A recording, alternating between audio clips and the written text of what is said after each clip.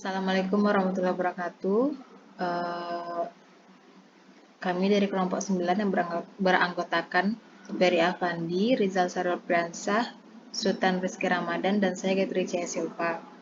Pada kali ini saya akan mempresentasikan hasil diskusi UTS kami. Itu yang pertama adalah maksud dari analisis ABC ini adalah metode yang digunakan untuk menentukan tingkat kontrol dan frekuensi peninjauan persediaan barang.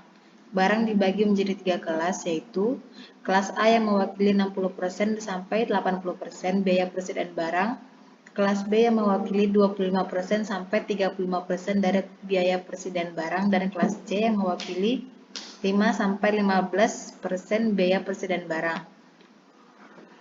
Fungsi dan tujuan dari analisis ABC adalah yaitu merupakan metode yang digunakan untuk mengelompokkan barang-barang berdasarkan banyaknya permintaan barang tersebut.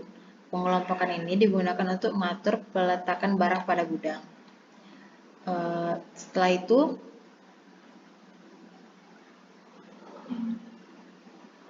selanjutnya dalam mencari rata-rata persediaan barang itu dengan caranya adalah harga rata-rata persediaan barang dikali dengan harga per unitnya.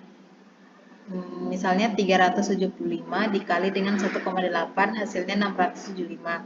Selanjutnya 17 dikali 3,11 dapatnya 52,87. Setelah itu total rata-rata persediaannya didapat 2.913,97 dan total rata-rata persediaannya 1020.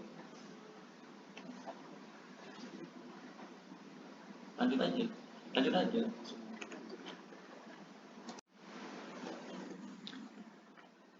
Lalu untuk menentukan kelas, di sini dari soal sebelumnya kita mulai urutkan dari yang terbesar hingga yang terkecil. Yang pertama itu dari 1598,4, yang kedua ada 265,35, yang pertama ada 1998,4, yang kedua ada 675, yang ketiga ada 265,5, hingga yang keempat sampai hingga ke 11 kode item. Nah, setelah kita urutkan, lanjut kita akan menentukan presentasi kelas dan kelas dari kode item tersebut.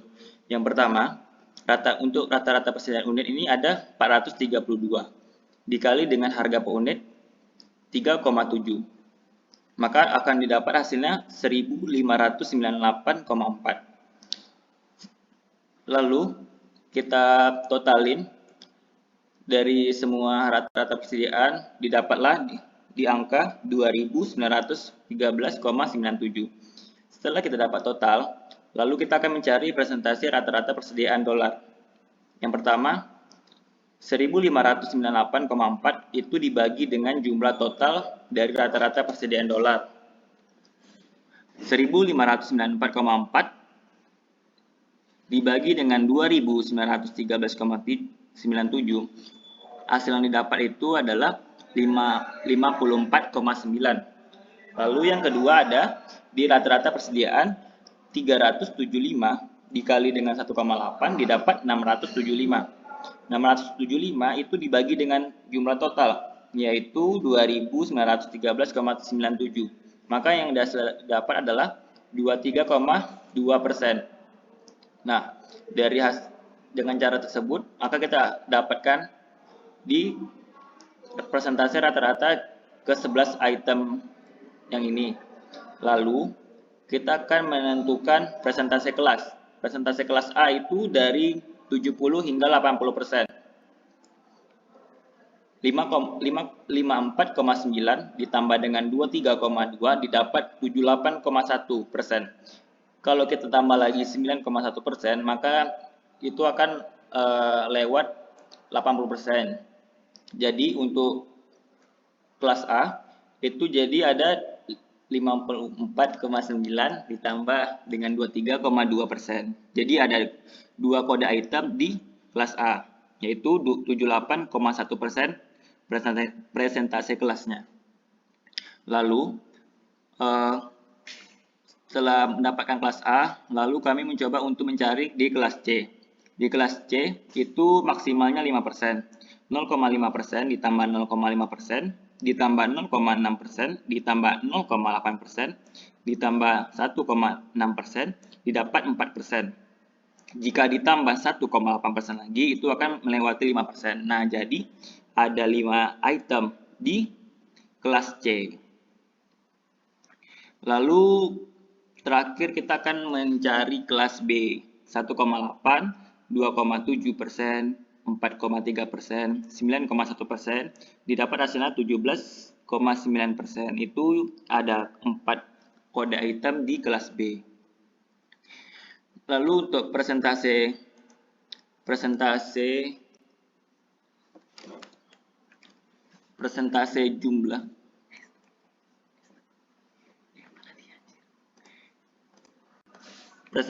jumlah persediaan di kelas A itu ada 2 item. Nah, di sini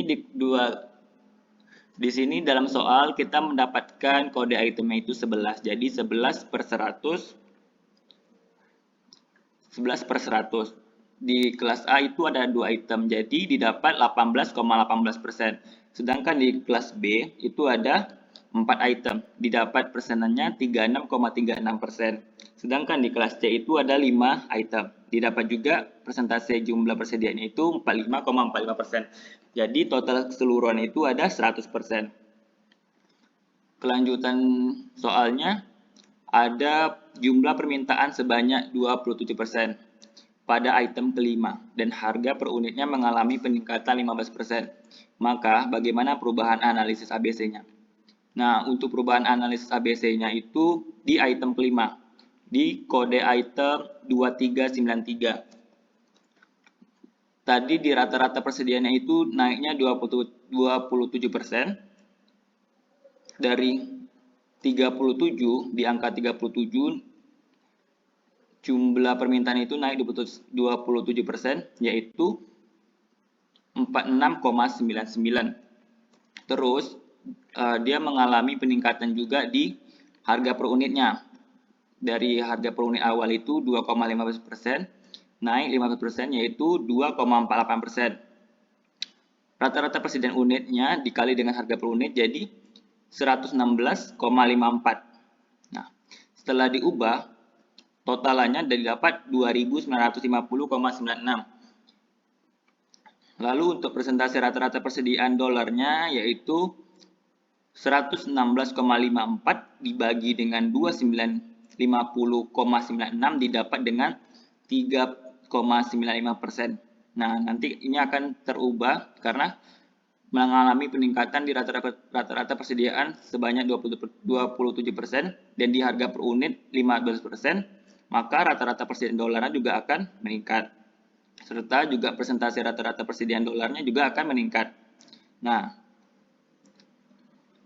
lalu untuk persentase kelasnya, untuk kelas A itu tidak ada perubahan dan untuk kelas B itu paling perubahannya di persentase kelas.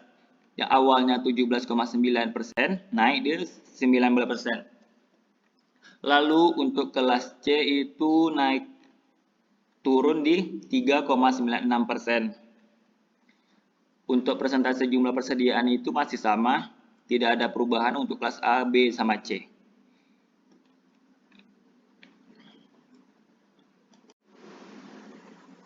Baik, saya akan melanjutkan dari Ferry soal nomor 3, yaitu metode pendekatan aset terhadap inventory. Inventory merupakan salah satu bagian terpenting dari supply chain driver karena dapat mengubah efisiensi dan responsif dalam mengatur supply chain. Karena dengan mengatur inventory dalam perusahaan supply chain dapat diatur dengan baik sehingga tidak ada yang terlewat untuk pendataannya. Dalam konteks supply chain, pengolahan inventory menjadi penting untuk mencapai tingkat inventory yang optimal. Sebab perusahaan yang mengalami kelebihan surplus inventory akan mengganggu banyak modal kerja, biaya penyimpanan, pajak, asuransi, dan risiko kerusakan dan kehilangan inventory. B. Metode benchmarking. Benchmarking adalah suatu metode standar yang digunakan untuk membandingkan antara satu hal dengan hal yang lainnya yang sejenis, atau dengan kata lain merupakan tolak ukur yang dapat digunakan untuk mengukur berbagai hal dengan standar baku yang umum. Metode SCORE, model supply chain operation reference SCORE adalah sebuah bahasa rantai supply yang dapat digunakan dalam berbagai konteks untuk merancang, mendeskripsikan, mengonfigurasi, dan mengonfigurasi ulang berbagai jenis aktivitas komersial bisnis. Kelebihan metode SCORE diantaranya adalah metode ini mampu mengintegrasikan business processing, engineering, benchmarking, dan best practice analysis ke dalam kerangka supply chain. Model SCORE digunakan untuk mengukur dan meningkatkan kinerja total rantai pasokan perusahaan. Model ini meliputi penilaian terhadap pengiriman dan kinerja pemenuhan permintaan, pengaturan inventaris dan aset, fleksibilitas produksi, jaminan, biaya proses, serta faktor-faktor lain yang mempengaruhi penilaian kinerja keseluruhan pada sebuah rantai pasokan. Sebagai sebuah model referensi, maka pada dasarnya SCORE model didasarkan pada 3 pilar utama, yaitu yang pertama pemodelan proses, yang kedua pengukuran kinerja, yang ketiga penerapan best practice atau praktik terbaik.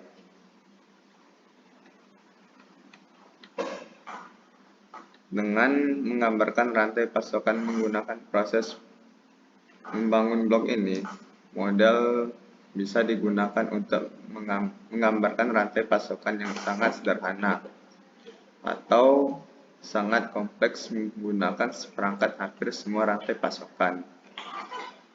Model ini telah mampu menggambarkan dan memberikan dasar untuk perbaikan rantai pasokan untuk proyek global serta proyek-proyek spesifik lokal.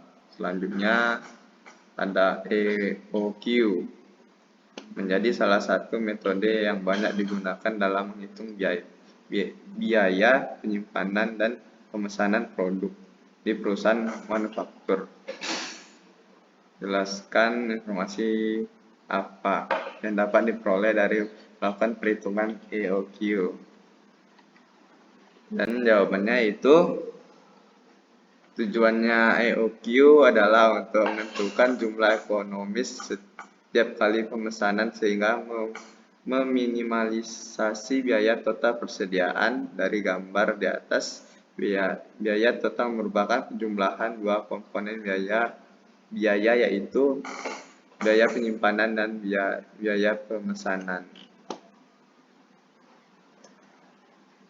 Sekian dari kelompok kami ucapkan terima kasih. Wassalamualaikum warahmatullahi wabarakatuh.